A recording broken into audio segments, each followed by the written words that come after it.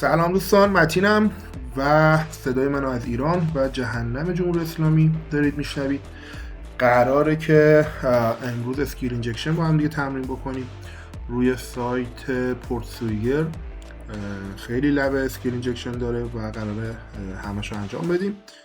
سعی میکنم هر چند تاشو یه ویدیو بکنم که زیاد طولانی نشه. بریم ببینیم چه خبره. یادتون باشه که قراره هک کار بکنیم، برنامه‌نویسی کار بکنیم و هیچ چیزی مثل برنامه‌نویسی نمیتونه در واقع شما رو توی این وضعیت نجات بده. خیلی خوب، در واقع لب اول روی در واقع این قسمت ورش احتمالاً یک آسیب پذیری داره. بریم ببینیم چیه داستان. یه نکته هم بگم، توی در واقع یوتیوب و اینا خیلی از هک بلاگرها که تقریبا همشون هم خارجی هن و متاسفانه نداریم زیاد ایرانی، میان یه راههایی در واقع اینا رو انجام میدن که فقط هدفشون سالو و حل این لب ها هستن. من نمیخوام این کار رو بکنم و میخوام در واقع اینجوری باشه که فرض بکنیم این یک در واقع سایت واقعیه و یک سناریوی واقعی با هم دیگه بریم که ببینیم دقیقاً توی هک واقعی چه اتفاقی میفته، چیکار میکنه. خیلی خوب، در واقع اینجا یه آسیب پذیری داره، بنابراین دنبال سرچ باکسی باید بگردیم احتمالاً که نداریم اینجا و خب اینجا نداریم خدا رو شکر. اینجا یه سری کاتگوریه، هر چی هست باید اینجا در واقع یه چیزی پیدا کنیم. چطوری میفهمیم؟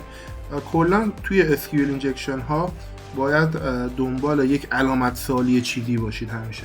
اینو حواستون باشه، یعنی اگر که همچین چیزی توی یارال پیدا بکنید احتمال داره که اون سایت اسکیل اینجکشن داشته باشه. خیلی خوب، اولین کاری که در واقع میکنیم چیه؟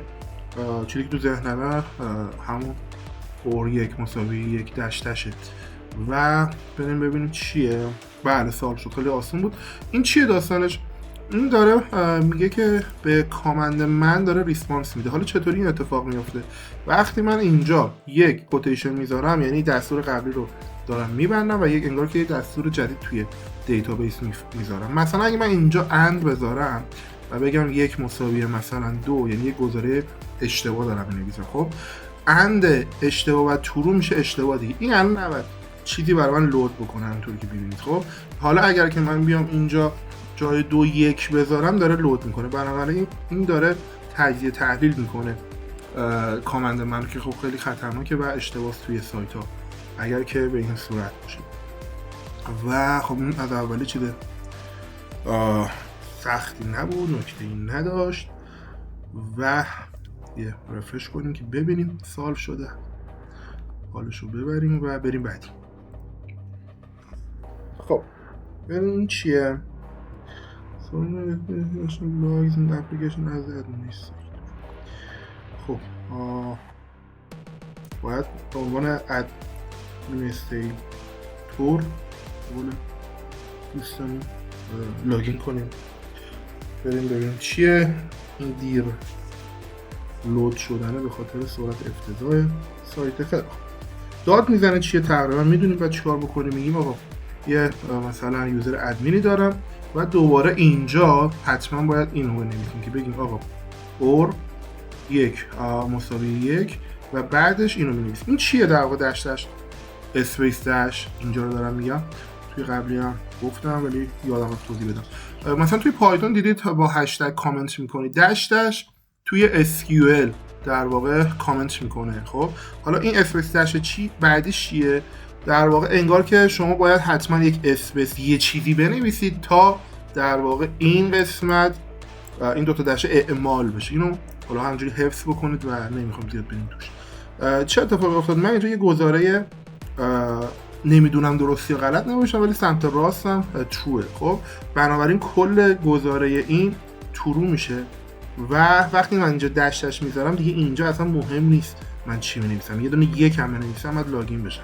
احتمالاً همینه. بله، و که تقریبا دیگه الان توی سایتی این اتفاق نمیافته و سایت های واقعی مثلا ایرانی دیدین که با شماره موبایل در واقع لاگین میشه، اونم اگه حالا وقت بشه و استقبال بشه ویدیوشون میگیرم که اونها رو چجوری باید بایپاس کنیم و در واقع هکشون بکنیم. بیشتر روی ابزار برپ سویت هکش انجام میشه. این هم چی تموم شد. فعلا که خیلی سرعتمون خوبه، خیلی خفن کار کردیم. الان مثلا بریم بعدی. خب ورژن آن اوراکل. خب دلار کانتنت اسکیمینگش کنیم.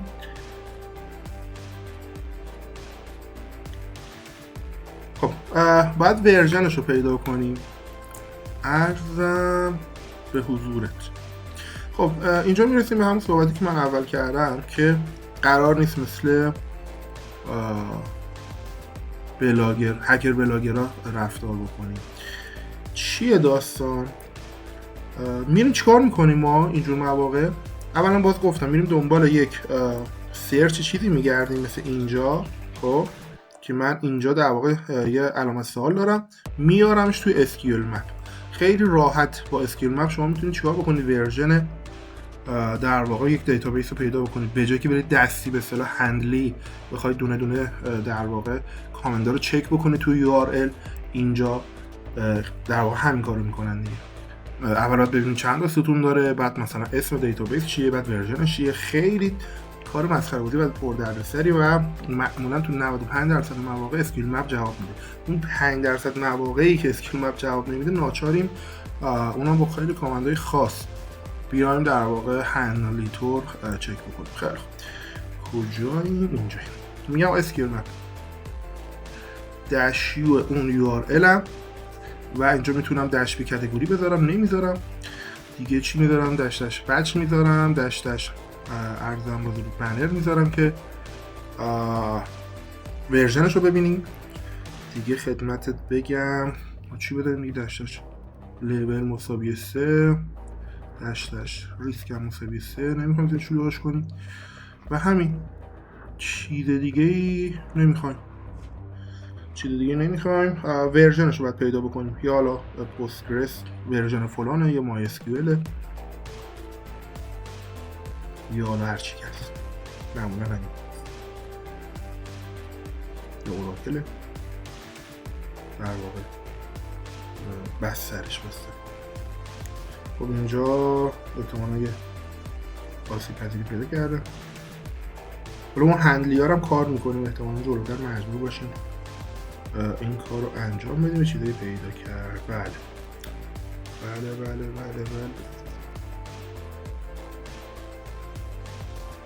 خب این همجوری که گفته اوراکله و ورژن پیدا نکرده. چرا دیگه 11 2 صرف 2 صرف 2 صفر در واقع ورژن اوراکل در واقع ورژنش همینه. تموم شده. حالا شما خیلی مثلا میخوای بیای چوری میذاریم میخوای لب و حل بکنی، بعد بری ببینی تو سلوشنش از چه کامندی استفاده کرده که اسکیل اینجکشن در واقع اون هندلی کامنت که چه شکلیه. مثلا میایم اینجا. خب ما مثلا اول باید ستون رو پیدا کنیم. میگیم آقا اوردر بای کن یک عددی رو. بای مثلا 5. این چیه؟ میگرده که ببینیم چند تا ستون داره. خب ببین الان به من ارور داد، میبینی هیچی لود نشدش. این یعنی چی؟ یعنی که 5 تا ستون نداره. هی بعد کمش بکنیم، مثلا بزنیم 4 تا ستون ندارم، چون منم 3 تا ستون ندارم دیگه. دوتا رو قطعا باید داشته باشه. دوتا رو هم ندارم، یه ستون دارم نمیشه. خوشحال چیز خاصی توش نیست. نه خب این کار نکرد. اوردر بای یک اگه اینجا در واقع دشتاشو باید بذاریم تا کار بکنه. ببین الان یه دونه ستون داره. خب یه دونه ستون داره. دوباره ببینیم از بالا مثلا 5 تا نداره، 3 تا نداره، احتمالاً 2 و 2. آره اینجا در واقع شما الان چه اتفاقی افتاد؟ تعداد ستون‌ها رو پیدا کردید. حالا نمیخوام از این راه حل بکنم. بعد حالا با کامندایی که میتونید سرچ بکنید میرید ورژن رو پیدا میکنید. بعد که تازه ورژن رو پیدا کردید میرید نمیدونم اول نوع دیتابیس رو پیدا میکنید. بعد که نوع دیتابیس رو پیدا کردید میرید ورژن رو پیدا میکنید. فعلا نمیخوایم بریم داخل این کار. ما چیزی که مهم بود عرضم به حضورتون که این عدد 11 2020 برای اینکه مطمئن بشیم بریم اینجا سلوشنش رو در واقع ببینیم، یکیشو ببینیم همینو به ما میده یا نه.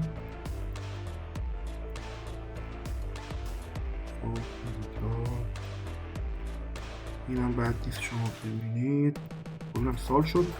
ورژنش به اینجا میاد، میبینید اوراکل دیتابیس فلان 11.20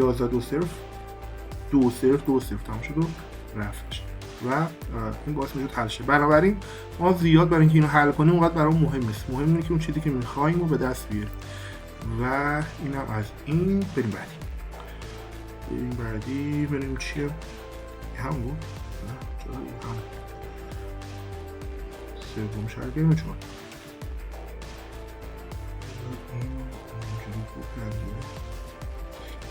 جدید باز کنیم. اسپیشن اتاک کوینگ تایل ورژن فلان سال دیس دیتا ورژن هستیم. بازم ورژنش رو میخواد. خب میگه یونیون اتاک بکن، یونیون سلکت فلان که خود اسکیول مک تمام یونیون ها رو میاد اتومات انجام میده، احتیاجی نیست واسه ما دستی این کار رو انجام بدیم. بریم یه دونه چیزی که تکی باشه مثل این ورداریم بریم توی ارزم بزرگ اسکیول مک. خب جای URL الان هم خود دیتابیسش رو پیدا میکنیم هم ورژنش رو. همین کامند هم درسته. این هم یه توضیح بدم، دشتش بچ میاد سوالهای احتمالی که میپرسه آقا این کارو بکنم یا اون کارو بکنم، مثل اینجا میبینید یه سنوها رو اون چیزی که دیفالت جواب میده، یعنی بهتره و مثلا اون ونی اتفاق میفته. دشتش بنر میاد دیتابیس رو پیدا میکنه، ورژنش رو پیدا میکنه، نوعش رو پیدا میکنه. دشتش لیول و دشتش ریسک هم اون قدرت در واقع اسکنشه که هر چی عدد بیشتر باشه دشتش ریسک تا 3 دشتش لیول تا 5 هم میره و هم خب زمان بیشتری میبره. سایت هایی که یکم خوبن فایروالاشون در واقع اینا رو چیکار میکنه؟ بلاک میکنه. بنابراین خیلی باید با دقت انتخاب بشه.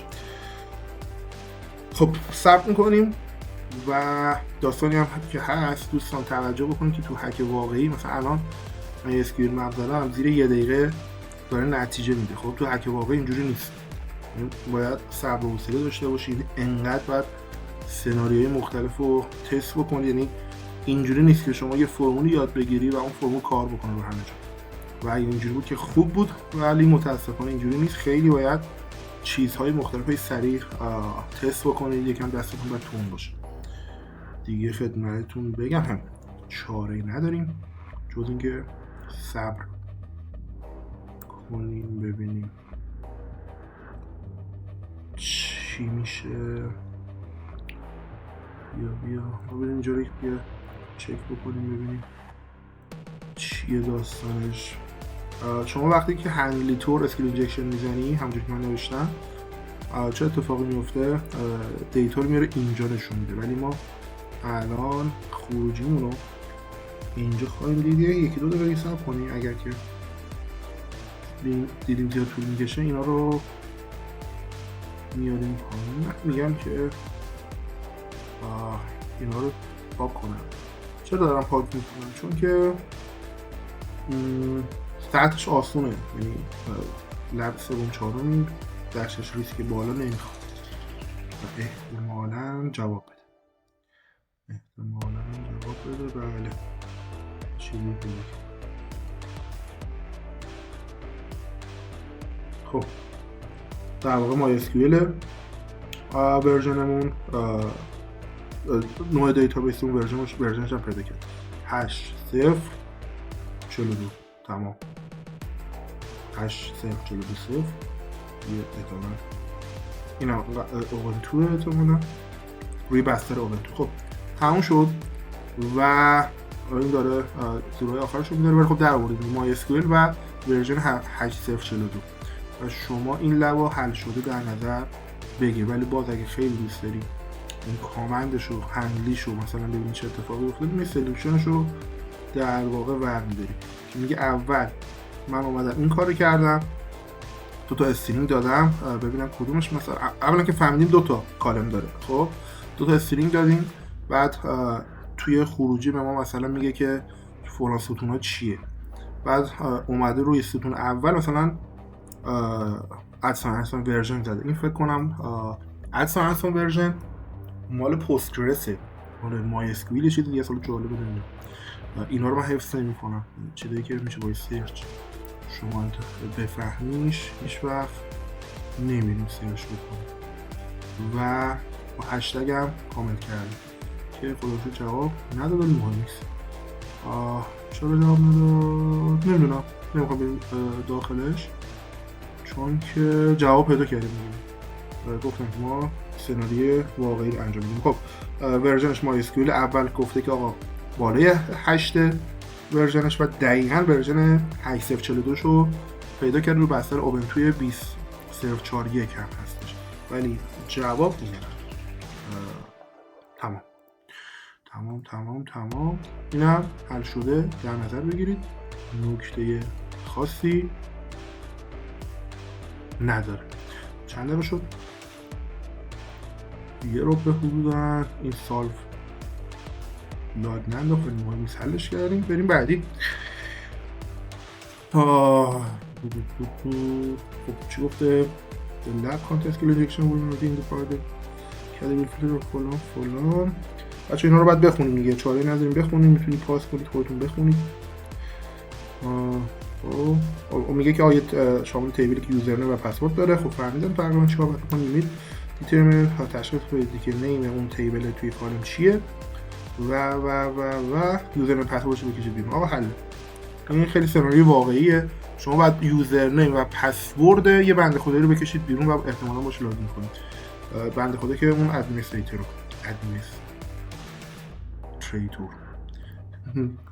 یعنی سخت مختلفش. و چطوری حالا این کارو بکنیم؟ باز میریم یه چیزی سرچ میکنیم که این علامت سوال بیفته. خب اینجا بچه‌ها تقریبا اولین چیز مهم و واقعی این لب است که من با همین چیزی که الان میخوام یاد بدم شاید 100 تا سایت رو هک کردم و بریم اینو انجام بدیم. این مهمه. خب این قسمتشو دیگه گوش بدید. الان باید توضیح میدم چیه داستان. خب داشتش بچه گفتم داشتش DBS میاد دقیقا اون دیتابیسی که روی خود سایت هست به اصطلاح تیبلش رو به ما میده و کاش داشتش رندوم و اینا رو هم داشت رندوم ایجنت اینا رو میتونه، ولی چون که لب احساس میکنم لب قوی نیست یه سری آپشن ننوشتم. مثلا آپشناش مثل چی؟ داشتش رندوم ایجنت میاد رندوم عوض میکنه اون ایجنت رو که فایروال به اصطلاح بلاک نکنه. باز هم صبر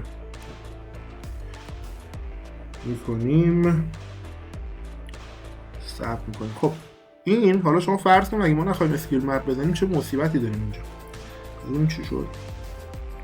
میبینید این شما وقتی همچین الان 3 تا دیتابیس پیدا کردم. خب در واقع داشتش دی بی اس دیتابیس ها رو پیدا می‌کنه دیگه.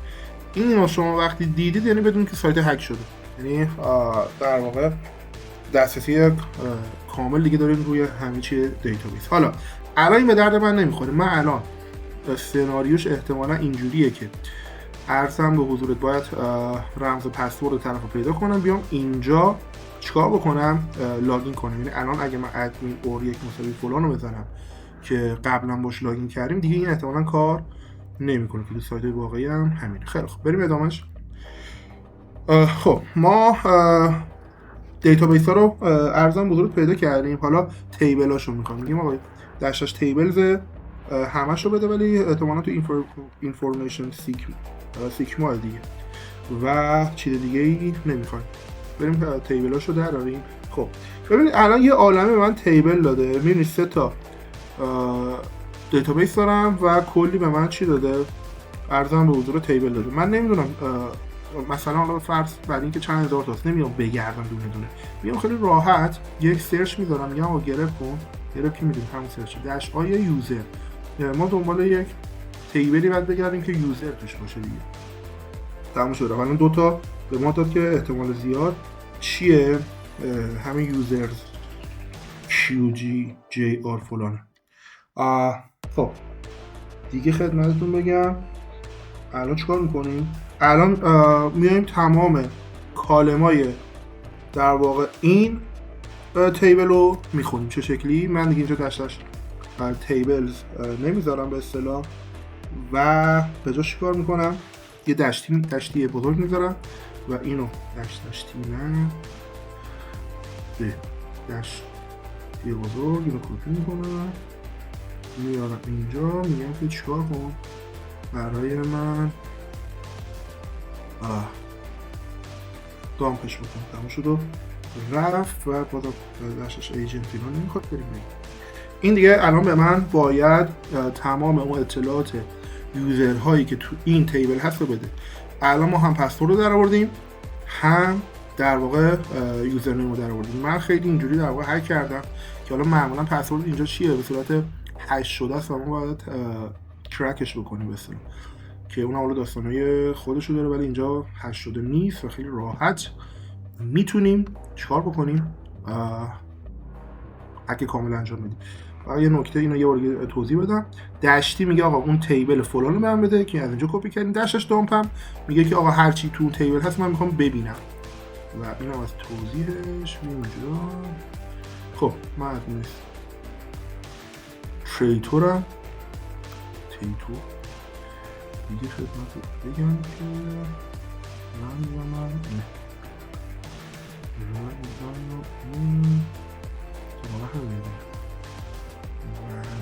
سیف سال شد تموم شد و رفت. این سناریوی واقعی بود که شما روی سایت های واقعی میتونید تست کنید با این توضیح که باید پرمیشن و اجازه اسکن و اسکیل مپ کردن داشته باشید. همینجوری برید اسکیل مپ بکنید و آی پیتون بیفته، یعنی وی پی ان استفاده نکرده باشید، چی میشه؟ میرید سندا. خیلی خوب، به نظرم همین چند تا کافیه برای ویدیو اول. بدی نبود. 1 2 3 4 5 تا زدیم، اینم که سالو کردیم ولی از نوع خودم و اینا رو هم تو ویدیوهای بعدی انجام بدیم. فعلا خدا نگهدار.